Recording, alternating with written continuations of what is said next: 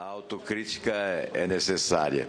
É visível o constrangimento de todos nós quando debatemos reforma política, porque estamos devendo, e devendo muito, senador Magno Malta. Há quantos anos debatemos reforma política e ela não ocorre? Mas nós temos que, evidentemente, registrar que não podemos gerar falsa expectativa quando analisamos um projeto dessa natureza. Precisamos deixar registrado que não estamos fazendo reforma política, estamos discutindo alterações de normas que regulam o processo eleitoral. E, portanto, nós estamos tratando daquilo que é o mínimo diante do máximo, que seria conferirmos ao país um modelo político compatível com as exigências da nossa sociedade.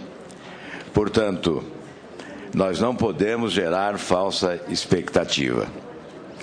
Eu imagino que o ideal seria, nesta hora, celebrarmos um pacto político.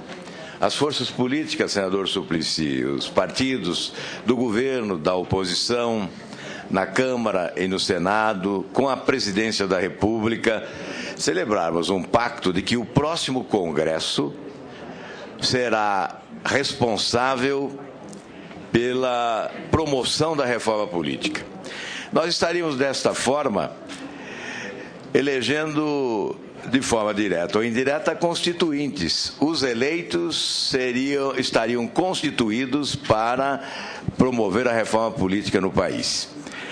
O atual Congresso, me parece, está contaminado em relação a essa matéria, sobretudo. Não tem a autoridade que se exige para a reforma.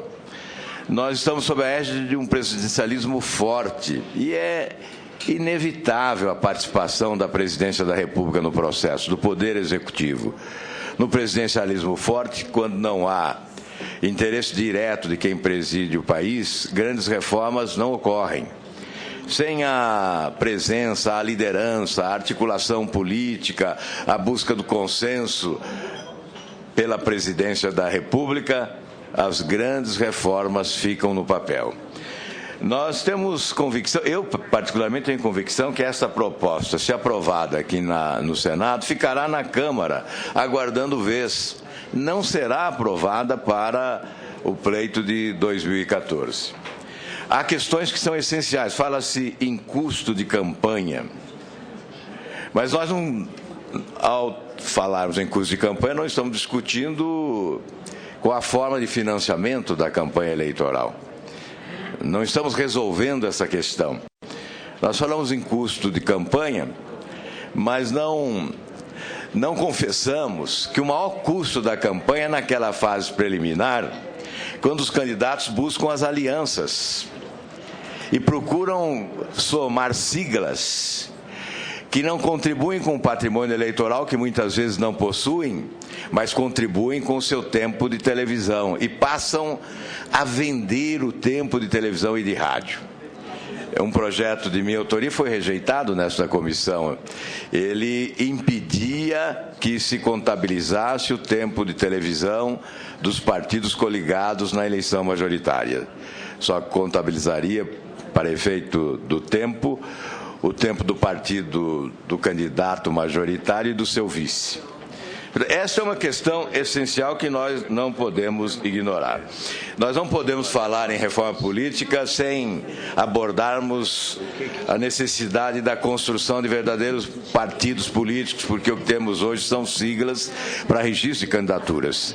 Partidos sem identidade programática, partidos comandados a partir da cúpula, são partidos cartoriais, que se reúnem em petit comitê e decidem a vida de todos os seus líderes e de todos os seus militantes. Isso é essencial numa reforma política. O processo de escolha de candidatos, nós temos que avançar para as primárias ou as prévias que sejam, democratizando os partidos políticos, ampliando o poder de influir dos seus militantes, valorizando as suas lideranças. São questões... O voto facultativo, por exemplo. Por que nós fugimos desse debate?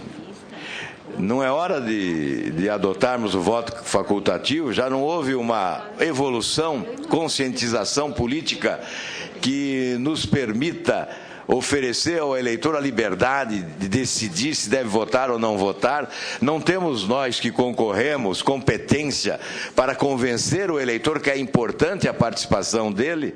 Ou queremos abdicar desta responsabilidade de ter competência de convencer? Enfim, são questões que não são tratadas neste momento, e eu imagino que o ideal seria transferir a responsabilidade da realização da reforma política ao Congresso a ser eleito em 2014. Porque nós teríamos um presidente energizado pelas urnas, com entusiasmo e disposição para comandar o processo. E teríamos um Congresso também oxigenado pelas urnas. Nós teríamos a possibilidade de ver os postulantes debatendo na campanha eleitoral as suas propostas de reforma política, porque é a matriz de todas as reformas.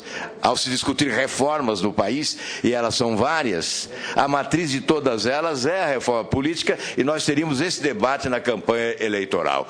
O eleitor, ao votar, estaria exigindo do seu eleito o compromisso de promover esta reforma. Nós teríamos uma reforma política certamente com maior eficiência e legitimidade. Enfim, senhor presidente, não vamos analisar os detalhes desta proposta. Ela tem esse objetivo, sim, de reduzir custos da campanha, mas nós temos que reduzir custos com eficiência e, sobretudo, com respeito ao eleitor brasileiro. Obrigado, presidente.